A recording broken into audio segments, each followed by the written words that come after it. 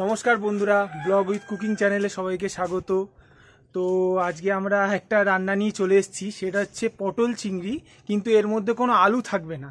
তো সেটা আজকে বুমা রান্না করবে, তাই না বুমা? আজকে পটল চিংড়ি রান্না করবে। তো চলো আমরা প্রসেসটা দেখতে থাকি, কিভাবে তৈরি করছে বুমা। তার আগে আমরা দেখে নিই কী কী উপকরণ লাগছে। তো চলো এবার আমরা দেখতে থাকি। পটল চিংড়ি করবো আজকে। পটল চিংড়ির কি কি লাগবে এই উপকরণের, পটল তো লাগবেই। পটল, তার সাথে পেঁয়াজ, রসুন, আদা, টমেটো আর চিংড়ি মাছটা তো লাগবেই। এবার তার সাথে জিরে ধনের গুঁড়ো, লঙ্কার গুঁড়ো, হলুদ গুঁড়ো, তারপরে লবণ, চিনি, একটু আস্ত জিরে, এগুলো সব নিয়ে নিয়েছি। এই উপকরণগুলো এখন লাগবে। এখন ওই পটলটা ধুয়ে কেটে নেব, কেটে নিয়ে তারপরে কড়াই বসাবো, তেল গরম করব। পটলটা কেটে নিই তাহলে। পটলটা এবার কেটে নিচ্ছি, পটলটা কাটছি। পটলটা ভালো করে চোকলাটা ছুলতে হবে, আস্তে আস্তে রাখতে হবে। মাথাটা আর পেছনটা দুই দিকটা একটু হালকা করে চিড়ে দিতে হবে, তাহলে মশলাটা ঢুকবে ভালো করে।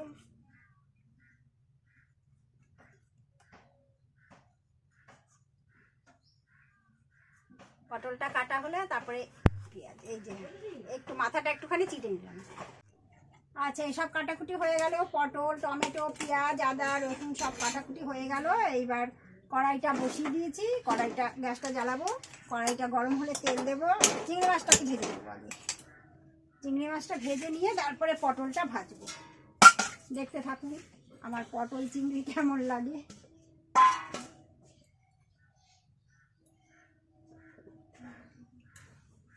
চামচটা নিয়ে নিই।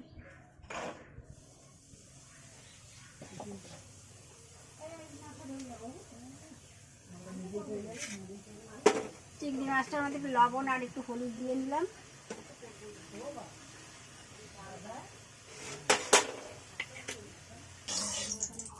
কড়াইটা গরম হয়ে গেল, এবার চিংড়ি মাছটা দিয়ে দিই।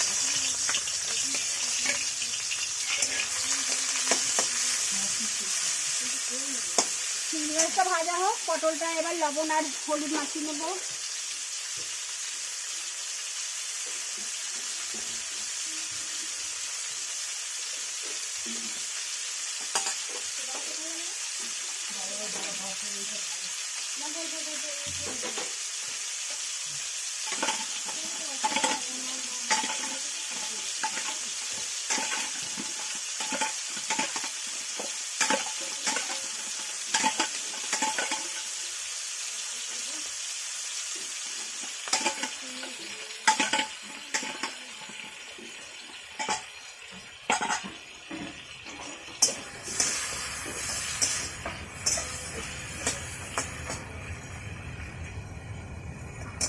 আলু ছাড়া পটল চিংড়ি।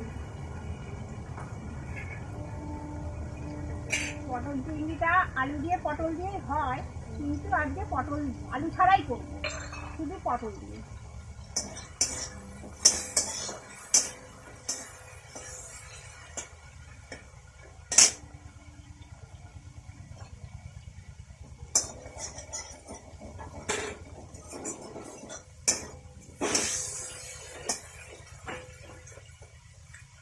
চিংড়ি মাছটা ভাজা হয়ে গেছে, এবার নামিয়ে দেবো।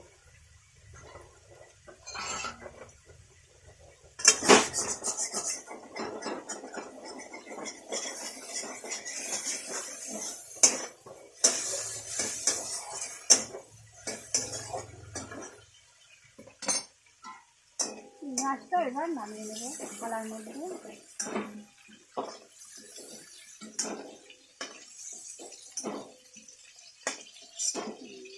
আলু চিংড়ি মাছ ভাজা।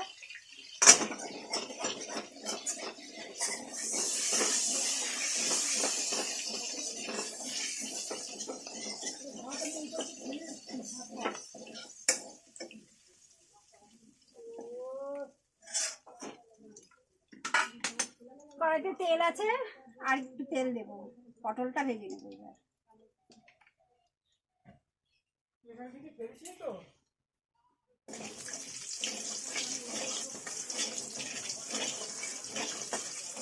চিংড়ি মাছের গন্ধটা হেভি ভালো লাগে, চিংড়ি মাছ ভাজার গন্ধটা ভালো লাগে।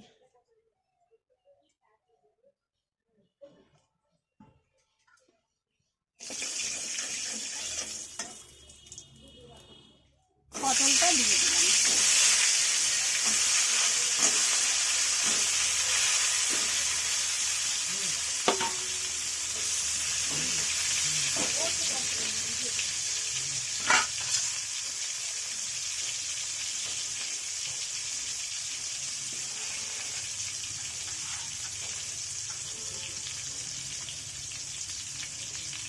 পটলটা ভাজা হবে ততক্ষণ আমি একটু আদাটাকে কুড়ে নেব। আদাটা কুড়ে নিচ্ছি।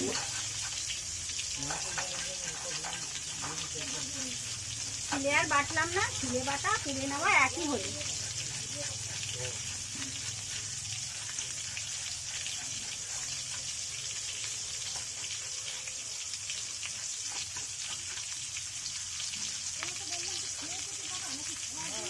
আদাটাকে তুলে নিলাম। এবার একটু রসুন নেব, রসুনটা তুলব।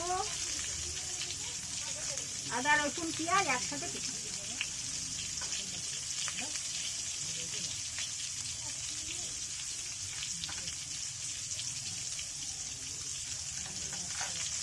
রসুন বেশি দেবো না, কারণ রসুন বেশি দিলে রসুনের গন্ধ হয়, ভালো লাগে না রসুন বেশি দিলে।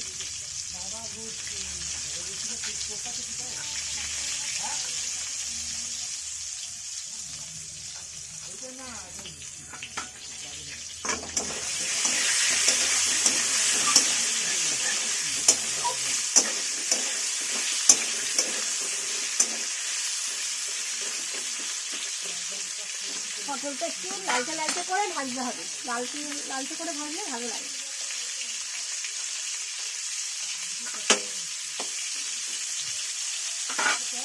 এবার কুচনো পেঁয়াজ আছে, এবার আর দুটো পেঁয়াজ তুলে নেবো, একসাথে তুলে নেবো।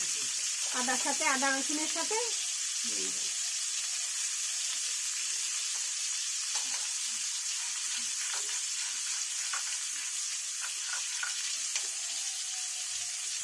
গরম যা পড়েছে,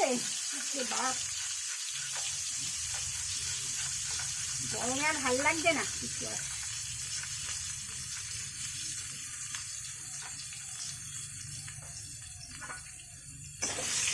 যখন বৃষ্টি হতে থাকবে বৃষ্টি হবে, আবার যখন গরম দেবে তখন গরম।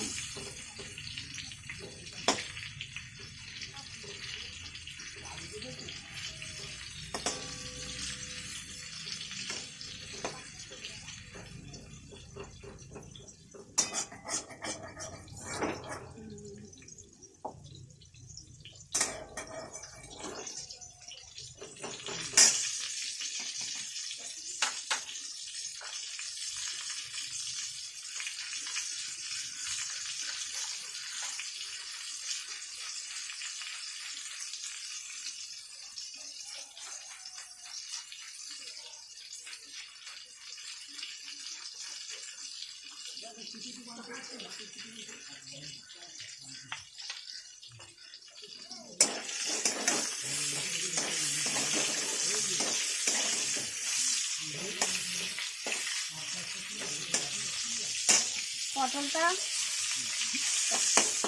হয়ে গেছে, যে কটা পটল দিয়েছিলাম আরও আছে, আরও 4টে পটল আছে।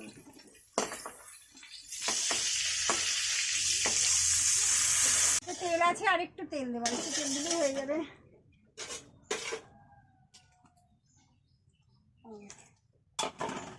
গ্যাসটা জ্বালাতেই ভুলে গেছি। এবার কুচনো পেঁয়াজটা দেবো।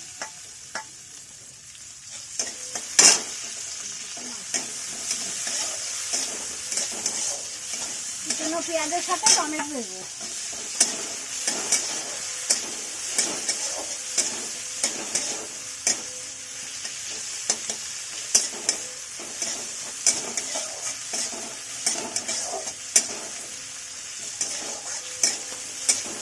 এবার এটার সাথে পেঁয়াজ কুড়েছি আর আদা রসুন একসাথে কোড়ানো রয়েছে, এটা দিয়ে দেবো একবার। সামান্য একটু জল দিতে হবে,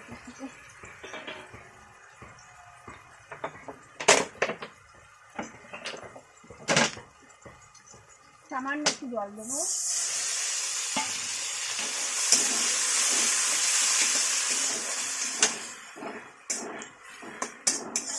হতে থাক। এবার একটু হলুদ দিয়ে দেবো।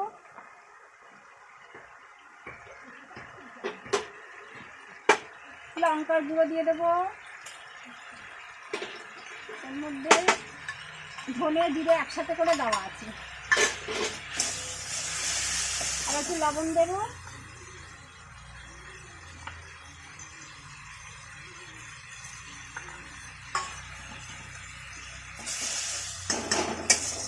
আর একটুখানি চিনি ওর সাথে মেশানো ছিল, মশলাটার সাথে মেশানোই ছিল, চিনিটা দিয়েছি।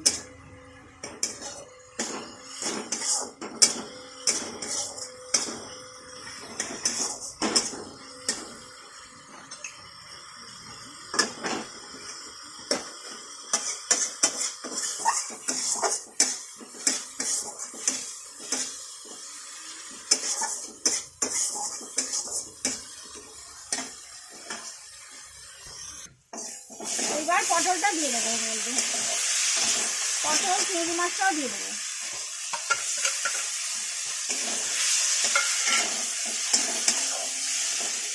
এবার অল্প ভাজা ভাজা হবে,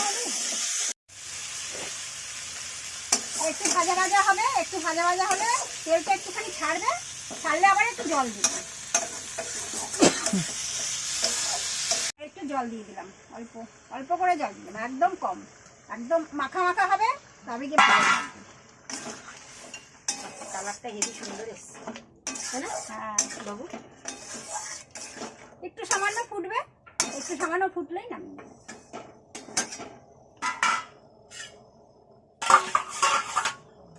সবাই তো আলু দিয়ে খায়, এবার আলু ছাড়া করে দেখি কেমন লাগে।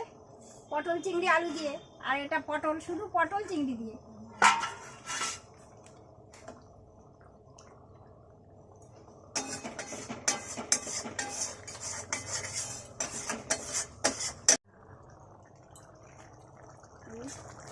ফুটছে কি সুন্দর ফুটছে, আর ফুটলে একটু মাখা মাখা হবে, মাখা মাখা হলেই নামিয়ে নেবে।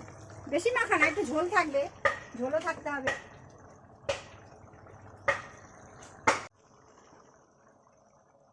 এত গরম বাবা, গরমে আর ভালো লাগছে না।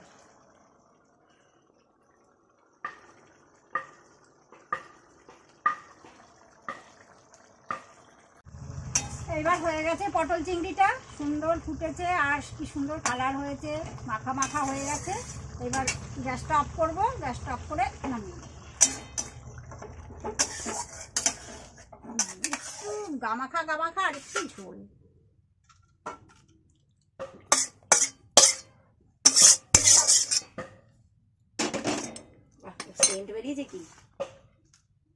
আমার পটল চিংড়িটা তৈরি হয়ে গেছে। সবাই তো আলু দিয়ে পটল চিংড়ি করে, আমি শুধু আলু ছাড়া শুধু পটল দিয়েই করেছি চিংড়ি।